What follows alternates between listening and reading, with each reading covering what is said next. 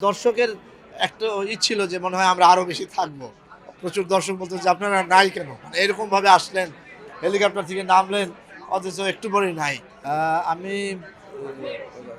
তানিম নূরকে ধন্যবাদ যে সে ছোট বা রোল বা অতিথি চরিত্র যেভাবে বলা হোক, আ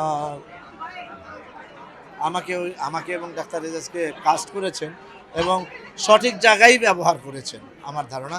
তবে দর্শকের একটা ছিল যে মনে হয় আমরা আরো বেশি থাকবো।